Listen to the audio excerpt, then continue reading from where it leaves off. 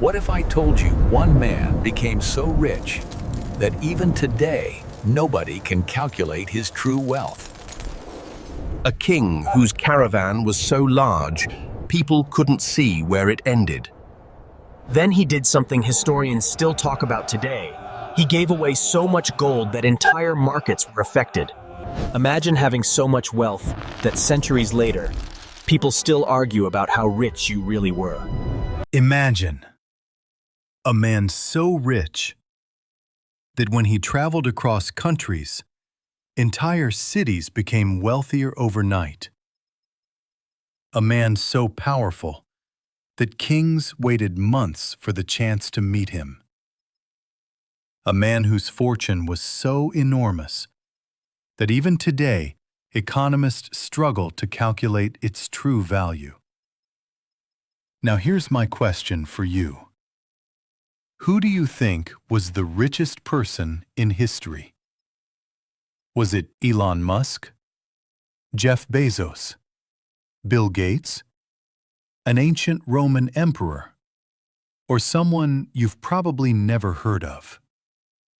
Before we continue, write your answer in the comments right now.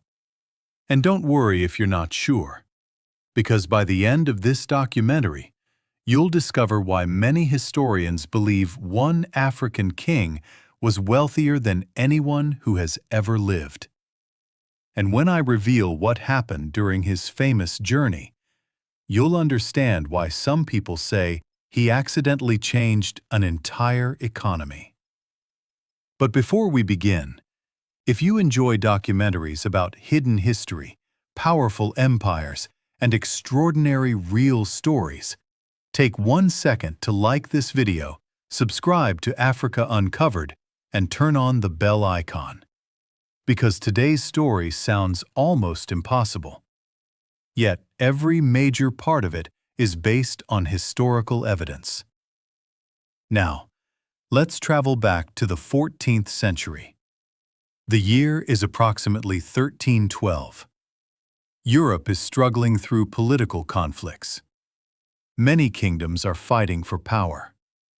Across much of the world, long-distance travel remains difficult and dangerous.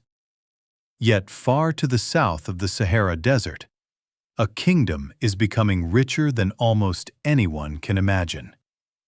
Its name was the Mali Empire. At its height, the Mali Empire controlled vast territories across West Africa. Gold mines, trade routes, major cities, and some of the most valuable resources on Earth. Caravans carrying salt, gold, and other goods crossed the Sahara every year. Merchants traveled thousands of kilometers to reach its markets. And at the center of this growing empire, a new ruler had taken the throne. His name was Mansa Musa. At first, there was nothing to suggest he would become one of the most famous rulers in history. But that would soon change. Because Mansa Musa possessed something no king before him had ever controlled on such a scale. Gold. An almost unimaginable amount of gold. The Mali Empire sat near some of the world's richest gold-producing regions. At a time when gold was one of the most valuable resources on Earth, Mali controlled a large share of its supply. Every caravan, every merchant, every trade route eventually connected back to the empire. And that wealth flowed toward the king. But here's where the story becomes truly unbelievable. Most wealthy rulers tried to protect their riches. Most kings stored treasure behind walls. Most emperors guarded gold with armies. Mansa Musa did something very different. He decided to show the world exactly how rich he was.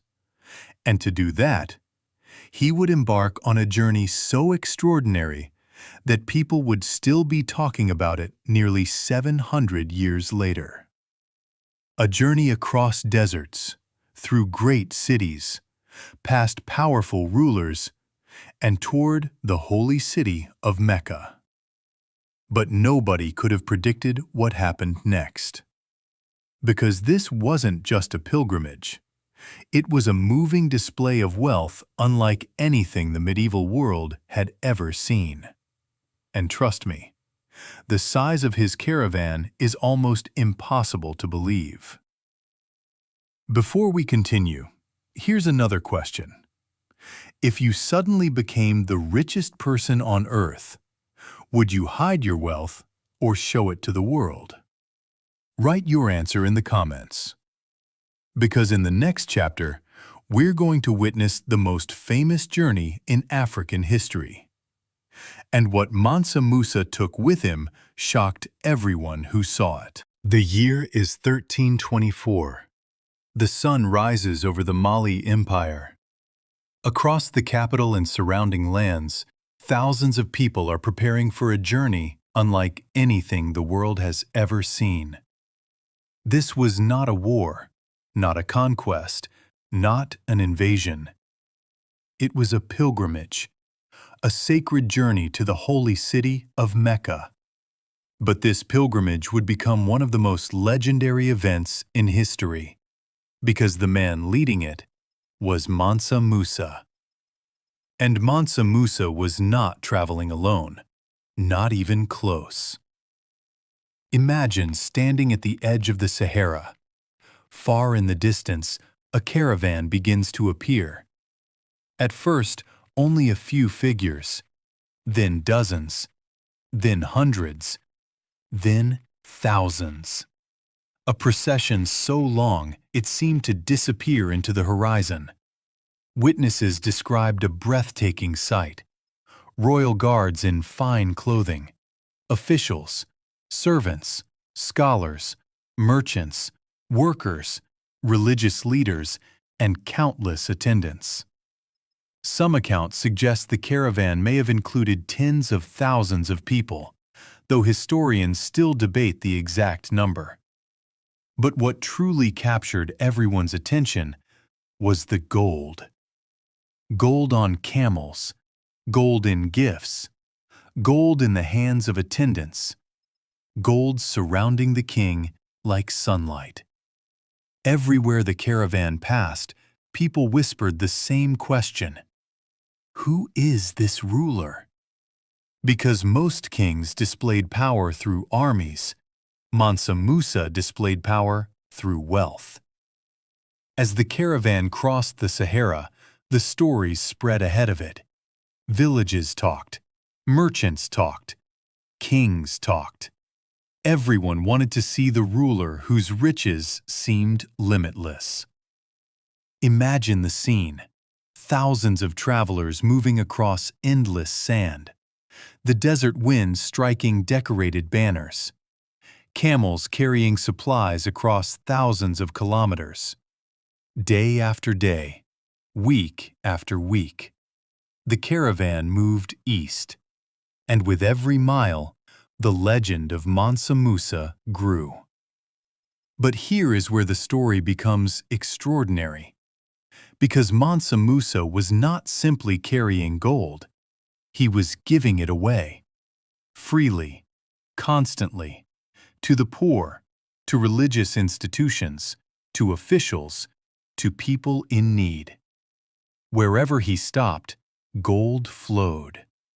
At first, people celebrated. Why wouldn't they? Imagine a ruler arriving in your city and distributing wealth on a scale you had never seen before. To many, Mansa Musa must have felt almost mythical. A king from a distant empire whose generosity had no end. But there was a problem, a very big problem, and almost nobody understood it at the time. Because gold was not just treasure, gold was money. And when huge amounts of money suddenly flood an economy, the consequences can be enormous. But before that happened, Mansa Musa was about to enter one of the greatest cities in the medieval world, a city that would never forget his name. That city was Cairo. After months of crossing the Sahara, Mansa Musa's legendary caravan finally approached Cairo. At the time, Cairo was one of the most powerful cities in the world, a center of trade, learning, religion, and political influence. Very few visitors could impress a city like Cairo, but Mansa Musa was no ordinary visitor. Long before he arrived, rumors had already reached the city. Stories of a king from West Africa, a ruler with endless gold, a caravan stretching beyond the horizon. Many dismissed the tales as exaggeration. After all, travelers often enlarged what they saw. But then, the caravan arrived, and suddenly, the rumors no longer sounded impossible. Imagine standing in a crowded market in Cairo. Merchants leave their stalls. Children run through the streets. People stop whatever they are doing. Everyone wants to see the famous African king. Then the procession enters the city. Luxury fabrics, decorated camels, royal guards, hundreds upon hundreds of attendants, and everywhere, gold. The city had never seen anything quite like it. The arrival became the talk of Cairo. Some were amazed, others were stunned, and many were trying to understand just how wealthy this man truly was. But Mansa Musa was not in Cairo to show off, at least not directly. His journey was religious. He was on his way to Mecca. Yet his generosity became impossible to ignore. Everywhere he went, he gave away gold. To the poor, to scholars, to religious leaders, to officials, to those in need. At first, this seemed like a blessing, and for many people it was. But hidden beneath that generosity was an economic problem few could see coming. Because when huge quantities of gold suddenly enter a city, its value can fall. Think about it. The rarer something is, the more valuable it becomes. But if it suddenly appears everywhere, its value begins to drop. According to historical accounts, Mansa Musa distributed so much gold during his journey that parts of the regional economy felt the effects for years. Imagine being a merchant in Cairo. Yesterday, gold had one value. Today, so much new gold has entered circulation that prices begin to shift. Traders notice, businesses notice, markets begin to change. And just like that, one man's generosity may have helped disrupt an economy. Nobody planned for it, nobody expected it. Yet Mansa Musa's visit became more than a display of wealth. It became one of history's most famous economic stories. And his reputation changed forever. He was no longer simply rich. He became legendary. Stories about the African king spread across trade routes, across kingdoms, across continents. People who had never seen him began asking the same questions. Who was this ruler? Where did his wealth come from? How powerful was his empire? But Mansa Musa was about to make an even greater impression. Because his meeting with the Sultan of Egypt would become one of the most famous royal encounters of the medieval age. As Mansa Musa's fame spread through Cairo, one man became especially curious: the Sultan of Egypt. By now, the stories were everywhere. The giant caravan, the endless gold, the astonishing generosity. But there was one question no rumor could answer. What kind of man was Mansa Musa? Was he arrogant? Was he proud? Was he obsessed with power? Or was he something else entirely? A meeting was arranged. A ruler of Egypt would meet a ruler of Mali. Two powerful figures of the Islamic world. A royal audience filled with protocol, tradition, expectation. Every movement mattered. Every word mattered. Everyone watched carefully. Because in such meetings, even one mistake could become a diplomatic incident. As Mansa Musa entered, the room fell silent. Officials observed every detail. Historians later recorded different versions of the encounter. Some accounts described tension over court etiquette and expectations. But what many seemed to agree on was that Mansa Musa carried himself with dignity and confidence. He did not need to prove his wealth. Everyone already knew. The gold had done that. Instead, he stood as the representative of one of Africa's most powerful empires.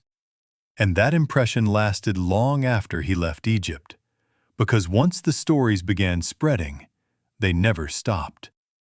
Merchants carried them along trade routes. Travelers repeated them in distant cities. Scholars wrote about them.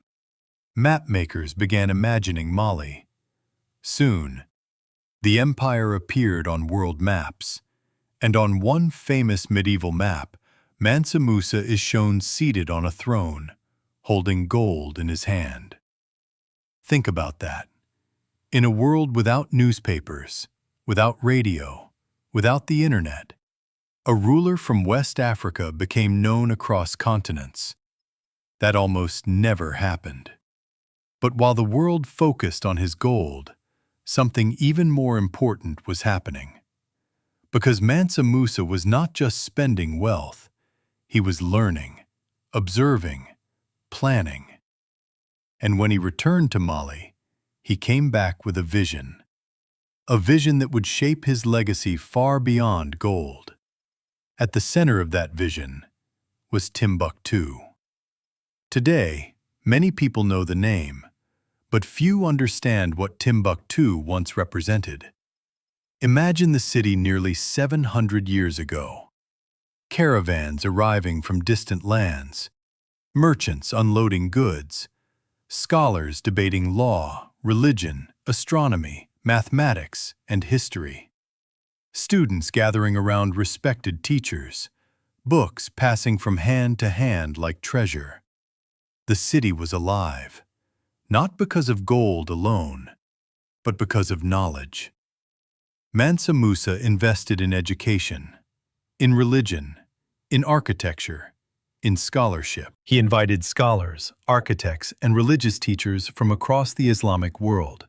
He wanted knowledge to flow into Mali just as wealth had flowed out of it. And slowly, it worked. Timbuktu grew into one of the great centers of learning in the world. Students traveled across deserts to study there.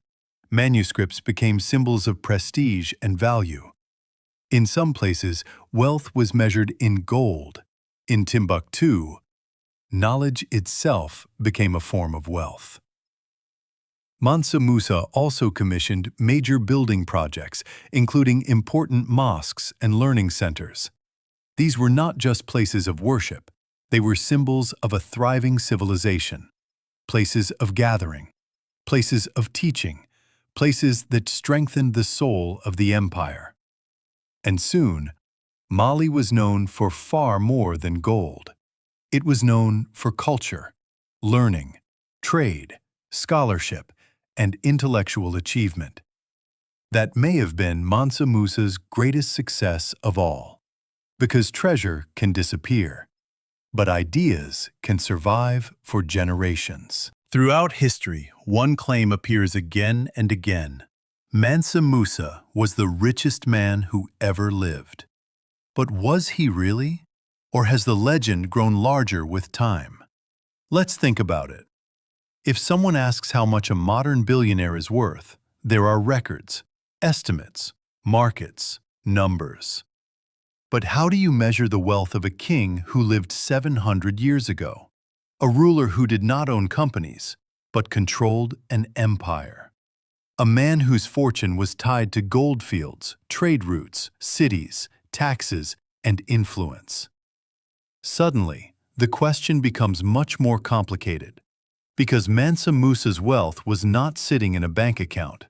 His wealth came from the Mali Empire itself. its resources, its trade, its gold, its power. And that is why historians face such a challenge. No one knows the exact number. There is no surviving record that tells us precisely how much wealth he controlled.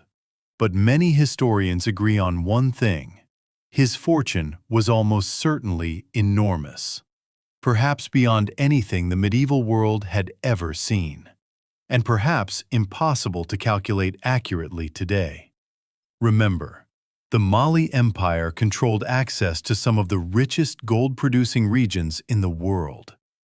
At the time, gold was not just valuable, it was essential to international trade. Coins were made from it. States depended on it. Merchants chased it.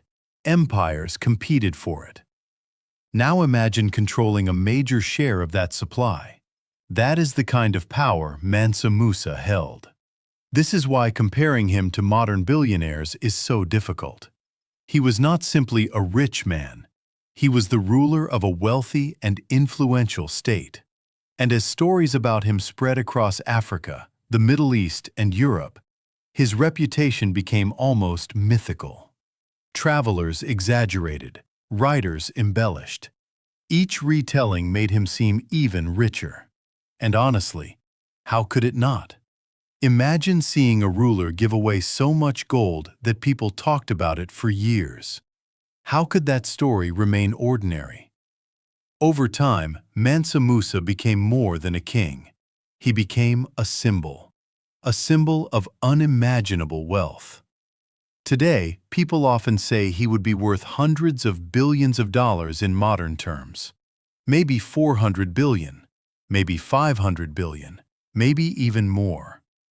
But those numbers should be treated carefully.